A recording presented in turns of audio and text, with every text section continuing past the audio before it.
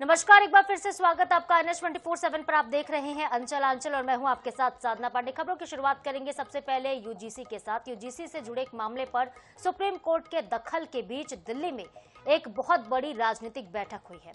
रायपुर से सांसद बृजमोहन अग्रवाल के दिल्ली आवास पर आयोजित हुई इस बैठक में यूजीसी कमेटी की रिपोर्ट तैयार करने वाले बीजेपी के 2 केंद्रीय मंत्रियों के साथ ही करीब 15 सांसद शामिल हुए। इस बैठक में यूजीसी के मुद्दे पर आगे की रणनीति को लेकर गहन विचार विमर्श किया गया।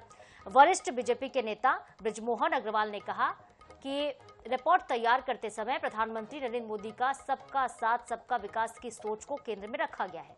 बैठक में केंद्रीय मंत्री मनसुख मांडविया, धर्मेंद्र प्रधान, रविशंकर प्रसाद और कई सांसद मौजूद थे। सभी वर्गों के हित को ध्यान में रखते हुए ठोस रणनीति पर मंथन किया गया, ये बात सांसद बृजमोहन अग्रवाल ने बताई है। 2 केंद्रीय मंत्री और 15 सांसद इसमें शामिल हुए हैं। यूजीसी कमेटी के रिपोर्ट पर चर्चा की गई। तस्वीरें भी आप देख रहे हैं बैठक के दौरान की। सबका साथ सबका विकास थीम पर फोकस देखने को मिला है।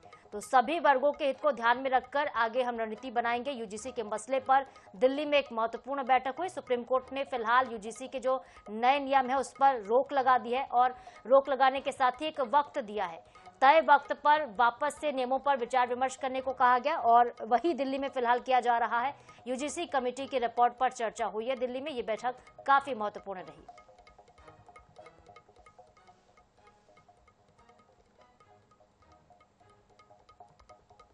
और चलिए बात करते हैं कवर्धा धान खरीदी में गड़बड़ी के मामले की। आपको याद होगा कि 7 करोड़ का धान चूहे खा गए थे और 7 करोड़ के धान की कमी पाए जाने के मामले में मीडिया में कथित तौर पर गलत और भ्रामक बयान देने वाले जिला विपणन अधिकारी अभिषेक मिश्रा सस्पेंड हो गए। निलंबन की कार्रवाई छत्तीसगढ़ राज्य सहकारी विपणन संघ मर्यादित ने की। दरअसल 1 महीना पहले की बात है जब जिला विपणन अधिकारी अभिषेक मिश्रा ने कहा था कि 7 करोड़ का धान दीमक और चूहे डकार गए हैं।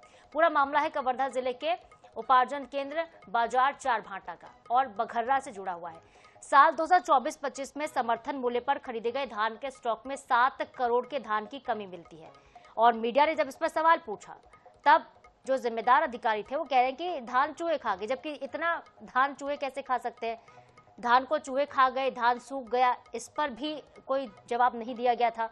क्या संग्रहण केंद्रों में धान रखने की व्यवस्थाओं में कमी है, इस तरह के भी सवाल उठ रहे थे कि धान रखा कहाँ था कि चूहे वहां पे पहुंच गए। क्या संग्रहण केंद्रों में कोई व्यवस्था नहीं है? करोड़ों का धान अगर सूख जा रहा है तो क्या ये मामूली बात है? इस तरह के सवाल उठ रहे थे, जिसके बाद सस्पेंशन की कार्रवाई हुई है। दूसरी तरफ पूरे मामले को लेकर उप मुख्यमंत्री यानी कि डिप्टी सीएम विजय शर्मा ने बयान दिया। उन्होंने कहा कि जितने धान की कमी पाई गई है उसे चूहे या दीमक ने नहीं खाया था, बल्कि वो धान सूख गया। सवाल अब भी उठ रहा है कि अगर धान सूख रहा है तो व्यवस्थाएं क्यों नहीं की गई है। तीसरा सवाल ये उठता है कि किसानों से समर्थन मूल्य पर धान खरीदी करना अगर सरकार की महत्वाकांक्षी योजना है तो संग्रहण केंद्रों पर व्यवस्थाएं क्यों नहीं है। धान खरीद तो ले रहे हैं लेकिन खरीदने के बाद उसको ठीक से रख नहीं पा रहे हैं। धान को सूखने, सड़ने या चूहों से बचाने की दिशा में सार्थक पहल सरकार क्यों नहीं कर रही, ये सबसे बड़ा सवाल है।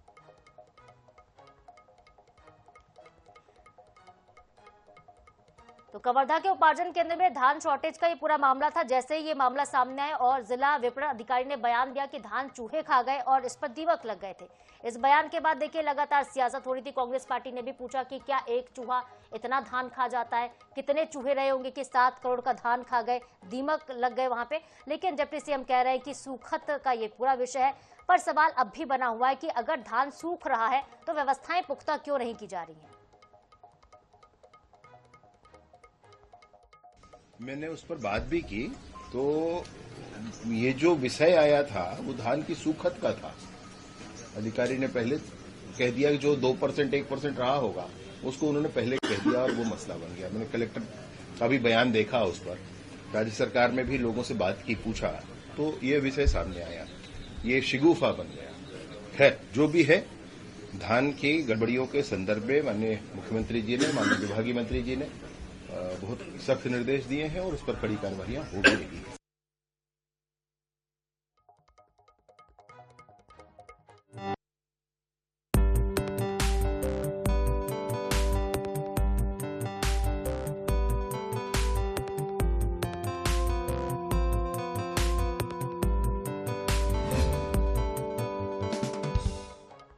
मध्य प्रदेश के मुख्यमंत्री डॉक्टर मोहन यादव का दिल्ली दौरा प्रदेश के विकास से जुड़े कई अहम मुद्दों को लेकर खास रहा और इस दौरान सीएम ने पार्टी के सीनियर नेताओं के साथ साथ केंद्र सरकार के कई मंत्रियों से भी भेंट मुलाकात की। लंबित योजनाओं पर, विकास परियोजनाओं के साथ ही किसानों के हित पर बात हुई। पर्यटन को बढ़ावा देने के साथ ही वन्य जीव संरक्षण जैसे विषयों पर विस्तार से विचार विमर्श हुआ है। देखिए एक रिपोर्ट। मुख्यमंत्री डॉक्टर मोहन यादव ने बुधवार को दिल्ली दौरे के दौरान अनेक केंद्रीय मंत्रियों से मुलाकात की। केंद्रीय मंत्रियों से मुलाकात के बाद मुख्यमंत्री डॉक्टर मोहन यादव ने कहा कि मंत्री प्रहलाद जोशी के साथ हमने किसानों के धान और गेहूं उपार्जन संबंधी बात की। चर्चा के दौरान उन्होंने धन्यवाद दिया कि मध्य प्रदेश में गेहूं की उपज सबसे अधिक और पर्याप्त भंडारण के साथ होती है, जो देश के अन्य राज्यों की तुलना में बहुत बेहतर है। वन एवं पर्यावरण मंत्री भूपेंद्र यादव से मिलकर मध्य प्रदेश में पर्यटन की दृष्टि से और वन्य जीवों को लाने की प्रक्रिया के लिए चर्चा की। माननीय मंत्री प्रहलाद जोशी जी के साथ हमने अपने किसानों को लेकर के धान उपार्जन और गेहूं के उपार्जन संबंधी, चूंकि किसान कल्याण वर्ष की हमारी अपनी सरकार की घोषणा है, इसलिए किसान कल्याण को लेकर के भविष्य में गेहूं का पुनः उपार्जन किया जाना, भंडारण किया जाना है। मुझे इस बात का संतोष है कि माननीय मंत्री जी ने हमारे सारे विषयों को लेकर के एक तो इस बात का धन्यवाद भी दिया कि मध्य प्रदेश से गेहूं का उपार्जन सबसे अच्छी संख्या में, सरलता से और पर्याप्त भंडारण के साथ होता है, जो बाकी देश के अन्य राज्यों की तुलना में बहुत बेहतर है। माननीय वन मंत्री भूपेंद्र यादव जी से मिलकर के हमारे टूरिज्म की दृष्टि से और रिजर्व फॉरेस्ट का बड़ा बेल्ट है, वन्य जीवों के लिए भी हम अन्य राज्यों के साथ जैसे खासकर जंगली भैंसा हम अपना असम से लाने वाले हैं, उसकी प्रक्रियागत मदद के लिए माननीय मंत्री जी से बात हुई। और इसी साल 28 फरवरी के आसपास बोत्सवाना से चीता भी आएंगे, 8 चीता विदेश से आने वाले हैं। मुख्यमंत्री ने नई दिल्ली में केंद्रीय वस्त्र मंत्री श्री गिरिराज सिंह से उद्योग भवन में मुलाकात की और विभाग से जुड़े केंद्र में लंबित मुद्दों पर चर्चा की और शीघ्र निर्णय लेने का आग्रह किया। मुलाकात के समय सचिव केंद्रीय वस्त्र मंत्रालय और राज्य सरकार के वरिष्ठ अधिकारी भी मौजूद रहे। Bureau report, INH news, Bhopal.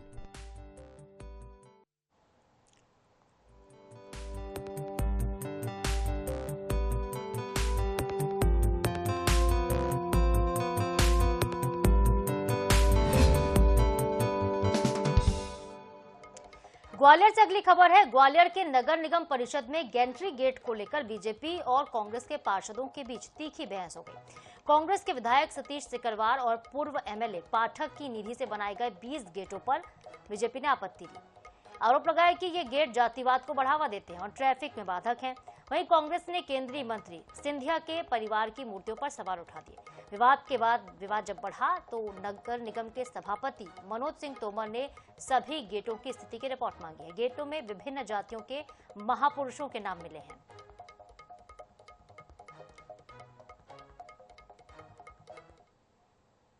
लेकिन 3 साल के अंदर इस सदन में हम ग्वालियर के विकास की कम बात करते हैं। जो काम हो चुके हैं उन पर तुष्टीकरण की राजनीति करते हुए आरोप प्रत्यारोप लगाते हैं। अगर किसी जनप्रतिनिधि द्वारा गेट लगाए गए हैं और 2 साल से लगे हैं, कहीं कोई प्रॉब्लम आज तक खड़ी नहीं हुई है, लेकिन जानबूझ करके हमारे विपक्ष के पार्षदों द्वारा उन पर गेट पर कार्रवाई करने की मांग की जाए। हमारी पार्षद साथी है आशा सुरन चौहान जी, वो इस बिंदु को लेके आई तो उन्होंने स्टिकर लगाया था और चूंकि बिंदु भी जायज था कि आखिरकार शहर में जो बेतरतीब तरीके से जो गेट लगाए गए हैं, उन गेटों की स्थितियां ऐसी हैं कि जगह जगह वो जाम। उनका कहना था कि इसमें धार्मिक चित्र हैं, महापुरुषों के चित्र हैं, समाज के कई बड़े लोगों के चित्र हैं। इससे आप उसमें विध्वंस पैदा होगा, भाईचारा खत्म होगा और इसलिए जल्दीबाजी में निर्णय ना लिया जाए। जब आयुक्त से इसके बारे में पूछा गया क्या ये गेट की सक्षम स्वीकृति है, आयुक्त ने कहा कि हम इसकी जानकारी लेते हैं, विभिन्न एजेंसियों के माध्यम से लगाए गए हैं। तो आयुक्त को 1 माह का समय दिया है, 1 माह में वो पूरी जानकारी देंगे, उसके बाद इस पर चर्चा करके निर्णय करेंगे। कुछ पार्षद साहिबान द्वारा विषय रखा गया है, तो जैसा कि परिषद की मंशा है उसमें एक परिषद ने जो है निर्णय दिया है कि आगामी बैठक में या आगे से एक समय सीमा निर्धारित की जाकर सभी गेट की जानकारी विभिन्न एजेंसियों के माध्यम से, चूंकि गेट लगाए गए हैं तो सभी गेट की जानकारी है वो परिषद के समक्ष प्रस्तुत की जाए, तो उस अनुसार आगे की कार्रवाई की जाएगी। मध्य प्रदेश की संस्कार धानी जबलपुर से शासकीय सेवा भाव से जुड़ी एक अच्छी खबर सामने आ रही है। करिया पत्थर मुक्तिधाम के पास रहने वाले एक बुजुर्ग दंपति के घर नगर निगम उपायुक्त स्वास्थ्य अमले के साथ पहुंचे और सभी शासकीय योजनाओं का लाभ दिलाने वाले दस्तावेज दिए हैं। दरअसल हर रोज शहर की गरीब बस्तियों का निरीक्षण करने वाले नगर निगम के आयुक्त रामप्रकाश अहिरवार जब मुक्तिधाम का निरीक्षण करने पहुंचे थे, उनको जानकारी मिलती कि एक कच्चे मकान में रहने वाले बुजुर्ग दंपति को शासकीय राशन के साथ ही किसी भी सरकारी योजना का लाभ नहीं मिल रहा था। इसके बाद आयुक्त ने एक टीम को दंपति के घर भेजा और समाधान किया। बता दें कि बुजुर्ग महिला चल नहीं सकती, बुजुर्ग पति सुन नहीं सकता और इसी वजह से काफी परेशानियों का सामना करना पड़ रहा था और अब बुजुर्ग दंपति को सभी सुविधाएं मिलेंगी। इस सराहनीय पहल के लिए बुजुर्ग ने आयुक्त का आभार व्यक्त किया।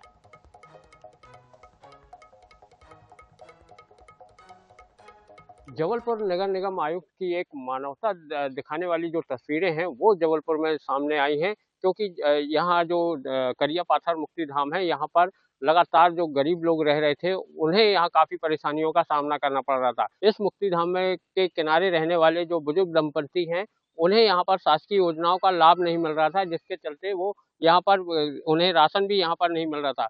जो मैडम यहाँ पर आई हुई हैं हम उन्हीं से जानते हैं। मैडम, क्या कुछ ये दंपति का मामला था? ये हम लोग यहाँ पर आए हैं, किसी कारण से इनका जो समग्र है वो डिलीट हो गया था। अब हमने बायोमेट्रिक के माध्यम से दोबारा इनका समग्र रिकवर कराने के लिए यहाँ पर निर्देश दे दिए थे, तो रिकवर इनका समग्र हो जाएगा। उसके बाद जो पेंशन इनको अभी 8 महीने से नहीं मिली है, वो रिकवरी के साथ एरियर्स के साथ वो पेंशन इनको दोबारा मिलना स्टार्ट। और चलने में भी सक्षम नहीं है, इसलिए उन्होंने फिर योजना की टीम मुझे बोला और जो हमारी मेडिकल की टीम है उनको भी बोला कि इनको ले जाके इनका प्रॉपर चेकअप कराएं और जो भी इनको ज़रूरत है, जो भी मेडिकेशन की इनको ज़रूरत है, जो परेशानी इनको हो रही है, जो योजनाओं से ये वंचित हैं, उनका लाभ इनको दिलाएं। और जिस घर में जिस टाइप के लोग रहते हैं, यदि उन्हें किसी योजना की जानकारी का अभाव है या अभी तक कोई किसी योजना का लाभ नहीं मिल रहा है, तो सर्वे के दौरान उनको चिन्हित करके उन्हें उस योजना का लाभ दें। अब नगर निगम द्वारा आप लोगों को अच्छी सुविधाएं दी जाएंगी। हाँ। कितनी खुशी महसूस हो रही है? अरे अच्छी खुशी है,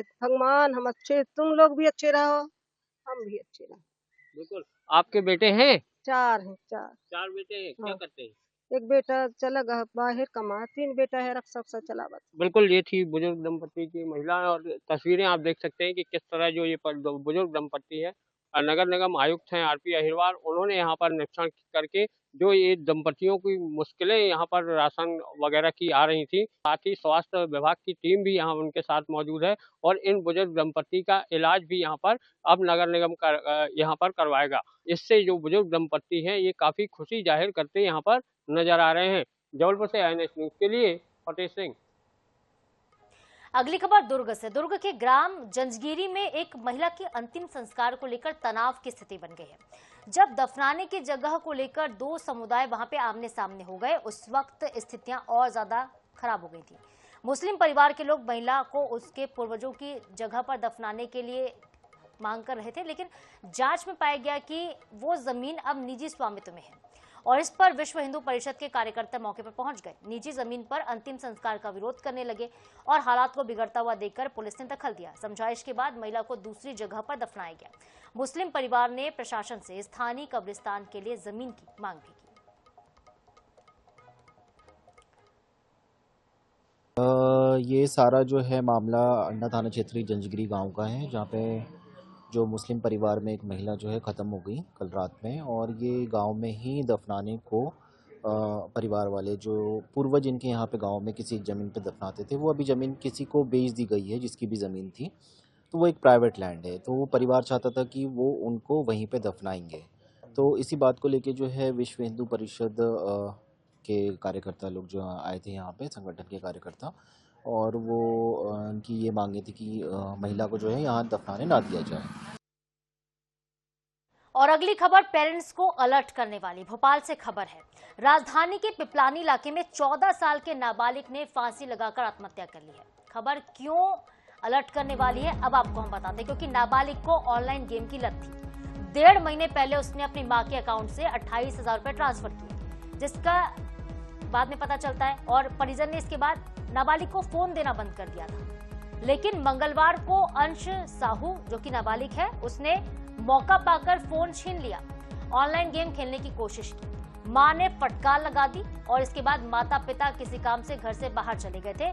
तभी अंश साहू ने फांसी लगा ली, आत्महत्या कर ली है। पिपलानी पुलिस ने मामला दर्ज किया। इसके साथ ही अंश का फोन भी जब्त किया है। आपको बता दें कि यूपी के गाजियाबाद जिले में भी ऑनलाइन गेम की लत के चलते 3 बहनों ने, जो कि तीनों नाबालिग थी, उन्होंने खुदकुशी कर ली है।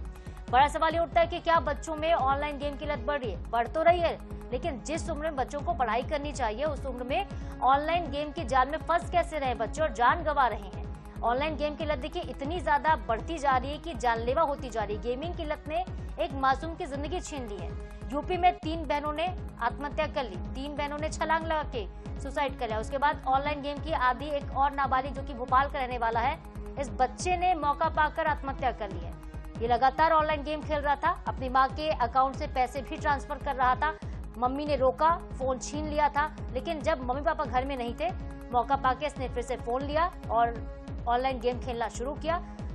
इसके बाद आत्महत्या भी कर ली। तो कहीं ना कहीं ये पेरेंट्स को अलर्ट करने वाली ही खबर है। आपको अब मॉनिटर करना होगा कि बच्चा कर क्या रहा है, बच्चा किस लत में फंसता जा रहा है, ये जानना बेहद आवश्यक है। इस तरह के गेमिंग प्लेटफॉर्म जो होते हैं पैसों का झांसा देते हैं, बच्चों को फंसाते हैं और एक वक्त ऐसा आता है जब बच्चे तनाव में आकर सुसाइड कर लेते हैं क्योंकि उनके पास पैसे देने को नहीं होते हैं। जब वो पैसे हार जाते हैं तो इस तरह की गतिविधियों में शामिल हो जाते हैं या तो दूसरी गतिविधियों में शामिल हो जाएंगे, कुछ कृत्य ऐसे करेंगे, अपराधों में शामिल हो जाएंगे। कुल मिलाकर गेमिंग की जो लत है वो अब जान पर भारी पड़ती हुई नजर आ रही है। कुछ ऐसा ही अंश के साथ हुआ और अंश साहू ने आत्महत्या फिलहाल कर ली और ये खबर वाकई अब आपको सावधान करने वाली है, सतर्क करने वाली है कि अपने बच्चों का ख्याल रखें, बच्चों के मन में क्या चल रहा है उसको जानने की कोशिश अवश्य करें। अभी तक की जो प्रथम दृष्टया बात सामने आई है, बच्चे द्वारा उसकी मदर द्वारा उसको डांटने पर से उसके द्वारा इस तरह का कदम उठाया गया है और अभी चूंकि परिवारजन शोक में उनके पूरे स्टेटमेंट नहीं हो पाए हैं, सभी के कथन नहीं हो पाए, इस कारण से अभी और स्पष्ट इसमें बात नहीं कही जा सकती किन कारणों से बच्चे द्वारा सुसाइड किया गया। और चलिए बात गाजियाबाद की भी कर लेते हैं जिसका जिक्र हम कर रहे थे। 3 सगी बहनों ने 9वीं मंजिल से कूदकर आत्महत्या कर ली है। मंगलवार की रात करीब 2 बजे की घटना है। तीनों बहनें हाथ पकड़ती हैं एक दूसरे का और बालकनी से कूद जाती हैं। गिरने की आवाज सुनकर कॉलोनी के लोग पहुंचे और पुलिस को जानकारी दी। तीनों बहनों की उम्र बहुत ज्यादा नहीं है, 12 से 16 साल के बीच है। तीनों लड़कियों ने लगभग 80 फीट की ऊंचाई से छलांग लगा दी। तीनों बच्चियां गंभीर तौर पर जख्मी हुई और जमीन पर पड़ी हुई मिली, जिसके बाद तीनों को लोनी के सरकारी अस्पताल ले जाया गया। डॉक्टर ने तीनों बहनों को मृत घोषित कर दिया है। यह खबर वाकई हैरान कर देने वाली, जिसने भी इस खबर को सुना देखा वो चौंक गया। जानकारी के मुताबिक तीनों बहनों को task based Korean love game की लत हो गई थी। कोरोना के दौर से वो इस गेम को खेल रही थी। पिता ने गेम खेलने से रोका था, कई दफा फटकारा भी था। इसके चलते ही इन बहनों ने आत्महत्या जैसा कदम उठाया। गेमिंग की लत इतनी भारी कि जान पर भारी पड़ गई। अभी तक परिवार वाले सदमे में हैं, खुलकर बात भी नहीं कर पा रहे। घटना है भारत सिटी B1 टावर के फ्लैट नंबर 907 की। पुलिस हर एक पहलू से जांच कर रही है। अब तक जांच में ये पता चला है कि तीनों बहनों ने सुसाइड किया। तीनों एक साथ ही रहती थी, मोबाइल से गेम खेलती थी और पुलिस अब इस बात की भी जांच कर रही है कि तीनों बहनों ने किन परिस्थितियों में आके सुसाइड किया होगा। तो गेम की जानलेवा लत आप देखिए, 3 बहनें जो कि आपस में एक दूसरे का हाथ पकड़ती हैं और छलांग लगा देती 9वीं मंजिल से। 907 इनका फ्लैट नंबर था। अपने फ्लैट से इन्होंने सीधे बिल्डिंग से नीचे कूदकर जान दे दी। कोरियन गेम की लत थी तीनों बहनों को। कोरियन लव गेम खेला करती थी। पिता लगातार रोक रहे थे, डांट रहे थे कि इस तरह की गेमिंग प्लेटफॉर्म से दूर रहें। और ये बात देखिए नागवार इतनी गुजरती इन बच्चियों को कि वो आत्महत्या कर लेती हैं। पिता ने बेटियों को गेम खेलने से रोका तो बेटियों ने खुद की जान ही दे दी है। कोरोना के दौर से लगातार वो इस गेम की लत में थी, वो इस गेम को खेल रही थी 2020 के बाद से। और 2026 में अब जाकर जब पिता ने रोका तो गेम की लत इतनी बढ़ गई थी, गेम का जो उनको एडिक्शन हो चुका था, इसके चलते इन बच्चों ने आत्महत्या तक कर लिया। भारत सिटी में टावर B1 फ्लैट नंबर 907 की 9वीं मंजिल की बालकनी से 3 बच्चियों के कूदने की सूचना मिली और मौके पर जिनकी मृत्यु होने की सूचना प्राप्त हुई। मौके पर पहुंचकर जांच की गई तो मौके पर 3 बच्चियां क्रमशः निशिका उम्र लगभग 16 वर्ष, प्राची उम्र लगभग 14 वर्ष, पाखी उम्र लगभग 12 वर्ष, पुत्रियां चेतन कुमार सन ऑफ गौरी शंकर की भूतल पर गिरने के कारण मृत्यु हो गई है, जिनको 108 एम्बुलेंस द्वारा 50 शैय्या अस्पताल लोनी भेजा गया, जहां पर डॉक्टरों द्वारा तीनों बच्चियों को मृत घोषित किया गया। पुलिस द्वारा अन्य तो इस पूरी घटना में एक बच्ची की उम्र जहां पे 12 साल है, एक की 14 साल, एक की 16 साल। इन बच्चों ने एक सुसाइड नोट भी छोड़ा है। सुसाइड नोट में बकायदा लिखा है कि सॉरी पापा, हम गेम नहीं छोड़ पाएंगे भले दुनिया छोड़ रहे हैं। तो 9वीं मंजिल से कूदकर 3 बहनों ने आत्महत्या की। सुसाइड नोट जो है वाकई चौंकाने वाला है, जिसमें वो बकायदा माफी मांग रहे हैं अपने पेरेंट्स से और लिख रहे हैं कि हम गेम नहीं छोड़ सकते हैं।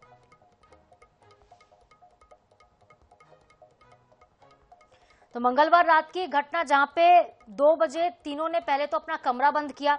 कमरा बंद करने के बाद सोचे कि इनकी हाइट काफी कम थी, इन्होंने स्टूल रखा। स्टूल रख के ये बालकनी पे चढ़ती हैं और एक एक करके बालकनी से छलांग लगा देती हैं। उम्र महज 12, 14 और 16 साल। तीनों आपस में बहनें थीं। तीनों बेटियों को गेम खेलने से पिता ने रोका था। पिता की डांट से बेटियां इतनी आहत हो गई थी कि सुसाइड नोट में लिखा कि भले जिंदगी खत्म हो जाए पर हम गेम नहीं छोड़ सकते हैं। सॉरी भी लिखा है, माफी मांग रही वो अपने पिता से। तो तीनों बेटियों को टास्क बेस्ड एक गेम है कोरियन लव गेम, जिसकी लत लग चुकी थी। लगातार कोरियन लव गेम के चलते वो कई तरह के टास्क किया करती थी और एक दूसरे के साथ ही रह रही थी, एक साथ नहाती थी, एक साथ ही बाथरूम भी जाया करती थी और गेम की इस कदर उनको लत हो गई थी कि इन बच्चों ने स्कूल जाना तक बंद कर दिया था। और यही वजह है कि पिता को डांट लगानी पड़ गई इन बेटियों को, क्योंकि वो स्कूल जाना बिल्कुल बंद कर चुकी थी, पढ़ाई करना छोड़ चुकी थी, लगातार टास्क पूरा कर रही थी इस लव गेम का। इसके साथ ही अंचल में आज के लिए फिलहाल इतना ही। खबरों के अपडेट्स के लिए आप देखते रहिए आने 24/7। नमस्कार।